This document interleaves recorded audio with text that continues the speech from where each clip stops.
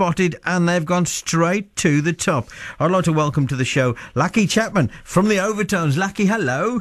Hello, everyone. How you doing, mate? Good on you. Or should I say g'day? G'day, everyone.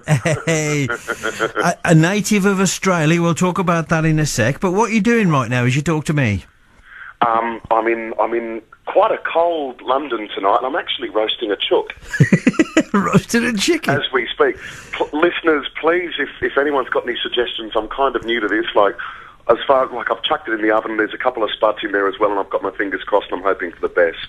Now, I thought you Aussies were great at the barbie. Yeah, well, look, but I could cook a lamb chop, no stress, or a couple of sausages, but now this whole roasting chicken, that's for the Brits. They're the masters. Now, like I say, you're native of Australia. Is it Manly? Manly you were born? You've done your Googling, haven't you? Yeah, I'm come from Manly by the sea in Sydney. What brings you? I mean, I've never been to Sydney, but my parents have been to Sydney and they say beautiful. And what brings you, coming from a beautiful place? You got is it the Golden Beach? Is it a bit further north? And you come to London, of all places. Oh, well, look, it's the friendly people and the sunshine, isn't it, that draws you to London? Oh, yeah. No, look, I had a little bit of a dream in my heart, and I knew that London was going to be the place where I needed to start following that. Because Sydney, I've just literally actually got off the plane. I was only there a couple of days ago. Yeah. Went and said hello to Mum and Dad. And to be fair, it is so beautiful. And so many Brits, of course, have spent some time in Oz, and so everyone will agree with that. But in the arts, it's kind of like... you have to move, yeah. So there's a lot of people who work in the arts who are sort of from Australia living all over the place. In London's such an amazing city. There's so many people from all over the world, chasing their dreams and doing what they do, and all huddled together, living in this sort of cramped, wonderful, fast city.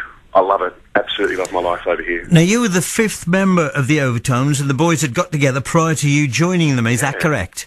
Yeah, that's true. The lads have been together for they were together about 3.5 years. Yeah. And as you do when you're trying to find your way, ask any dancer or actor or singer. It's like everyone works in a restaurant or a bar or doing promotions work, and Timmy and I actually used to work for the same promotions company. We used to do things like hand out leaflets or chocolate bars on London Bridge at 7 in the morning, or, we were those people. Chucking all the leaflets in the bin, that was me, when no one's looking. Getting arrested now and again. And Timmy and I worked for a week together at a department store. We just, Timmy's such a likeable chap. We became really great mates, and I sort of learned to know what he did, and he knew what I was doing, because, I was an actor, but I've always sung, and I love singing, and I was sort of wondering how I might get to use my singing voice. And he said, well, look, you've kind of got a bit of a deep bass voice there, and the boys had this sort of vintage sound, and the big deep bass voice is kind of a part of that vintage sound. And it actually just worked really well. I wasn't really given an option. I sang with them, and they're like, right, you're in. Right, okay, that's a bit of good fortune, wasn't it? Oh my God, yeah, luckiest days of my life. And then, the way we got spotted singing on a street before going to paint a couple of walls in an office, because two of the lads craftily started like a bit of a shonky painting and decorating company. If I could, I've said it now. There's no going back. You've done it now. Yes, it was a shonky little painting decorating company, and we were going in to paint an office one day, do a night job, and I was sort of going to go off and work in a restaurant, and so we just used to use the space as a bit of a rehearsal. And whilst waiting for people to leave the office, we were singing Billy Joel's The Longest Time, which, funnily enough, made it onto the CD, which is a nice little twist of fate. Absolutely, yeah. And we got spotted by someone. Dum, dum, dum. The Overtones and Longest Time. The old Billy Joel hit. Got more from Lachie Chapman in just a sec. Longest time. For the longest time. Yvonne in Nuneaton has just called up, had a chat, and is a little bit fed up. So, Yvonne, I'm going to play the next tune for you, all right? The next tune you hear is going to be specifically for Yvonne in Nuneaton. I've got an email here from Sue in Clunbury. It says, Keith, I've sat since 7:40, that's 20 to 8, in a car park in a supermarket in Churchstoke, Paris, waiting for recovery because my son's truck had broken down. The reason I was there was he was freezing and my car works. But, you know, despite alternating between fed up and furious... Oh, hang on, my little thing's flashed up. I can't see it now. Hang on, let's just get rid of that. I've lost it now. Between fed up and furious, I discovered your show. And your show has probably stopped me from murdering my son and setting fire to his truck. Good one.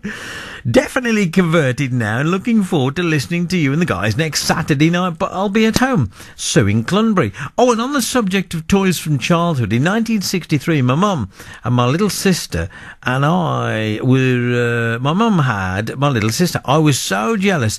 And because she had a baby and I didn't... So for Christmas that year, Santa bought me a beautiful baby doll with a hand-knitted wardrobe and a lovely coach-built pram. The pram has long since gone and the clothing disintegrated, but my baby doll remains. And just before my mum died, my son took my doll down to Devon on the way on the back of his motorbike, and Mum had knitted a new outfit. He bought it back on the bike too, and now she sits proudly on my bed. How old is she? She'll be 48, but she's definitely aged better than I have. Bless. Oh, yeah. I'll bet she's definitely aged more than Stinky Pinky, what Sue's bought in. I'm going to throw it away because it's a bit rough. Getting verbal abuse here. Anyway, the other day I had a chat to Lachie Chapman from the Overtones, and just prior to that song, Lachie said there was someone who was listened to us and then offered us a contract, and I had to find out who that person was. Sort of, it seems everyone in London, 1 in 4 people, has a friend who works the record label, so you take all that stuff with a grain of salt. Yeah. But in a couple of... in about a week after that, we were singing for the president of Warner Brothers. Wow. How come you use you're 5 young lads. How come you'd go down the doo-wop road path? Because, we're first and foremost, we're vocalists. And so in order to make the sound that you sing as beautiful as possible, you sort of stretch the vocals out as much as you can. And like the doo-wop period, like the 50s and 60s, yeah, there was just so much vocal richness in these wonderful vocal harmony groups. You know, the Drifters, the Temptations, the Ink Spots, and so because I play a little bit of piano. Mark's a good pianist, and Mike can play a bit of guitar, but we're not an instrumental band, so we found our richness in voice. And then, craftily, you've got Darren with a high falsetto and me with a deep bass, and then you have middle harmonies in between. It just sort of had that structure, really. Yeah. And it's the music I grew up with. It's all the stuff my parents subjected me to on long drives in Australia. There's no such thing as a 45-minute drive in Australia. So no. You're sitting there listening to Roy Orbison or, you name it. Like, I grew up listening to it. And there's one thing I was going to say to you. Your influences, you've just mentioned Roy Orbison there, and all the old doo-wops. If I said to you, have you a favourite? Do you know what? Now this one's going to be a little bit out of the ballpark. Go on. My favourite singer is Aretha Franklin. Really? Oh, that woman's just got lungs, and she belts it. I absolutely love her. I'm a giant fan of Roy Orbison. I love the Drifters. Drifters one of the first groups I really got into. The Fleetwoods. I really like the Fleetwoods at the moment. The Fleetwoods. Okay. Oh, well, they do a beautiful, beautiful version of an a cappella version of Unchained Melody. That's on one of the BBC radio ads at the moment, actually. And I furiously Googled it and was like, "What is this song?" And it was the Fleetwoods. So I've now got every album they've ever made. But the lovely thing is, as your interest in the music grows, you talk to people, and people say, "Have you heard of this? And have you heard of this group? And what about this guy?" And so I'm just getting this amazing musical collection at the moment. Can I play something to you? Yeah, come on. Can I play? Yeah, have a listen to this. Have a listen to this. Hey, Matilda, Oh my God. Oh my God. Happy music, Matilda, she take me back and run Venezuela. Harry Belafonte, what does that mean to you? Carnegie Hall. What does that mean to you? 1969. Yeah, yeah. Now, what that means to me, that I actually forgot to say, Harry Belafonte. I actually had my heart leapt a little bit when that came on, because I didn't say that in the list, but that I grew up listening to his live from Carnegie Hall, recording from 1959, to the point where in Australia there is a bull terrier puppy. She's currently with my mum and dad. I like to claim she's mine, but she's not. Her name is Matilda. Oh no, Matilda. Really? People want to say Matilda, but it's Matilda. Hang on, cue Matilda. Hang on. Matilda.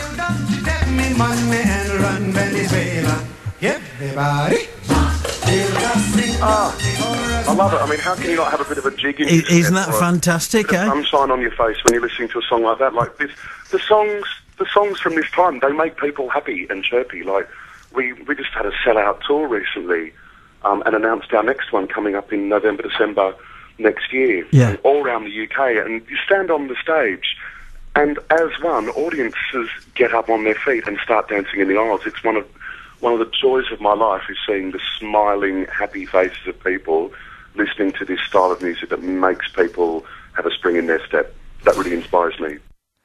You like that upbeat tune from the Overtones? More from Lachie Chapman in just a sec. Now, well, I say more from Lachie. We started simply to get personal. All right, the conversation went personal. Now, the last time I took my clothes off, it was for the doctor. Now,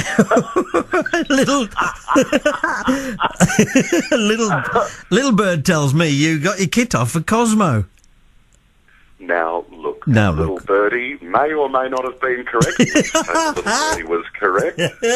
Yes, we did. I mean, every year there's the Cosmopolitan magazine sort of naked centerfold shoot for men. It's for the Everyman Foundation, which sort of encourages men to, check themselves out and go to the doctor, and it's a wonderful supporter of prostate cancer. And so it's quite a famous little shoot they do every year, and they get quite a few people to come in. And basically, we got our kit off. Get your kit off. Talking and talking, yes, we were in the bus with a couple of very well-placed bow ties and when you were approached to do that, did you have any reservations at all? Sort of. Yeah, I've never done that before. But you get in there and you sort of, everyone's there to do a job, and it's actually a bit of a laugh. Yeah. And it's a closed set, and so it's just the photographer and you in this thing, and it's actually a bit of a laugh, and I'm really glad I did it. Like, I'm gonna be like I'll be an old man one day and my bum's going to be hanging somewhere down around my ankle. So if I can look back at a picture of myself at the age of 30, standing there with a big grin and a tie hanging over my bits in the middle of a Cosmo magazine, I mean, so be it. It is what it is. And everything where it should be. So far, so good. How's the chicken getting on? Hold on. I'm opening up the oven. The chicken is crisping beautifully. The potatoes are coming along really well. I mean, I said to you before, like, I always have a bit of a problem with roasting potatoes because you've got to judge the timing right. And I've discovered you need to parboil them. You do? I think I got that from Nigella. Said you need to parboil your potatoes and give them a little shake so they crisp up. And I think this is going to be... Maybe I'll post a picture of it on Twitter. Please do, yeah. And you can all give me feedback on how my roast dinner's going. So did your roasties go in straight from being peeled, did they, or what? Look, I did give the chicken about 10 minutes of a blast on a hot temperature to really get those juices released from the skin, and then I'll chuck the potatoes in after that. They'll be okay. I've now turned the oven down, and I reckon in half an hour we're going to be good. They'll be okay. That reminds me, I've got to actually check on the parsnips and the carrots, because they're underneath. I forgot about that. Oh, check them out. Have you had food poisoning before? Yes, I have. What are you suggesting? What are you saying? It was from a takeaway tie that I found in the fridge, and I smelled it and thought, I probably shouldn't eat this. I did, and I paid for it. Oh, dear. Quite recently, actually. Hey, they do it so well. The Overtones. and Blue Moon, BBC The Midlands. It's Keith and Sue on the Extravaganza for tonight. It's a classic to classical show.